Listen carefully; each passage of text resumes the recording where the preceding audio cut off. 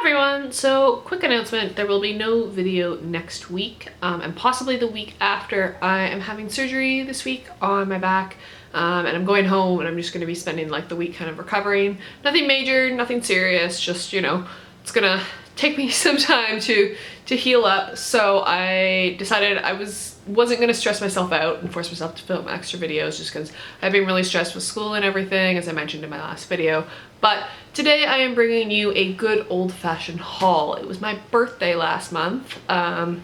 It generally means I accumulate a lot of books, and I have 13 books here that are a combination of me, you know, being excited for my birthday and buying things and a couple of gifts. So let's get into that. So the first book I have here is Harriet Martineau's Deerbrook. Now I bought this because I'd actually tried to buy it a few months ago, and the copy that I bought ended up getting damaged and returned to the seller, and it came back in stock on Book Depository, and it was only like $12 Canadian, I want to say, give or take. And I know Anne from Beyond the Pages has this, and we've discussed reading this, and we've wanted to read this, and then my copy just didn't come. So now I finally have a copy. So I picked that up as soon as I realized it was back in stock. And then, speaking of Ange, for my birthday, she sent me this lovely copy of The Enchanted April by Elizabeth von Arnim, which I haven't read, but I've been seeing this everywhere, and I really wanted to read it. So I'm actually really happy that she sent this to me, because this is one that I like kept looking at, being like, yeah, not this time, not this order, not this order. But now that I have it, I will be forced to read it, so I'm excited about that. Another one that I picked up for myself is Yukio Mishima, I'm probably butchering that, The Sailor Who Fell from Grace with the Sea. This, I don't know, I forget where I heard about this, but it just, I think it was on Goodreads. Somebody was reading this on Goodreads, and I was just like, yeah, that sounds fantastic. So I'm gonna read the back to you guys, because it just tickled my fancy. A band of savage 13-year-old boys reject the adult world as illusory, hypocritical, and sentimental. When the mother of one of them begins an affair with a ship's officer, he and his friends idolize the man at first, but it is not long before they conclude that he is in fact soft and romantic. They regard this disillusionment as an act of betrayal on his part. Their retribution is deliberate and horrifying. Yeah, this sounds creepy and like kind of Lord of the Fly-esque, and so it seemed right up my alley, and I picked it up because I do want to read like some non-British authors. I feel like I've been reading so much, like especially Victorian, especially like British Victorian literature. I'm feeling very whitewashed at the moment, and it's just, I need a change. So I am not super familiar with Japanese literature, but I've heard really good things about Mishima. So yeah, I kind of wanted to do something other than Murakami, and I picked this one up.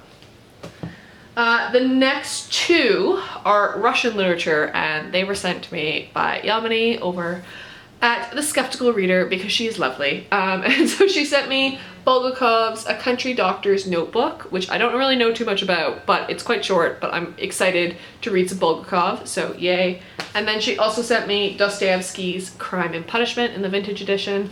And yeah, I'm really looking forward to this. I have read a little bit of Dostoevsky, but nothing major, and so this will probably be my first major novel by him that I'm going to read.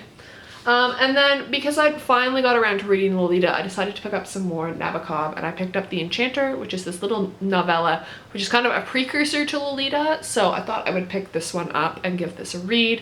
It's quite short, so I should be able to get through it. So you can tell I'm kind of moving a little bit away from like the Victorian. I've been so long in that like mindset of reading Victorian literature and reading lots of like Hardy and Dickens and all that, which is really great, but sometimes I'm just like, all right, I need a change of pace.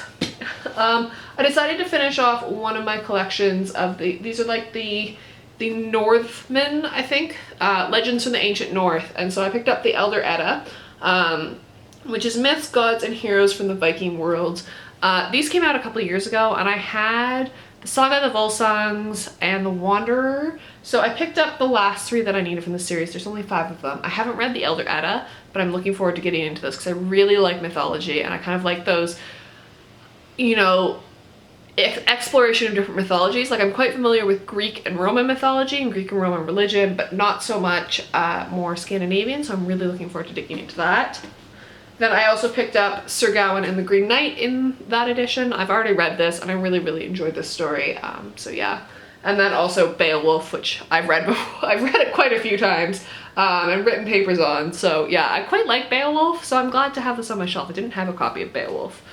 And then I picked up the second volume in these Chicago University Press Euripides.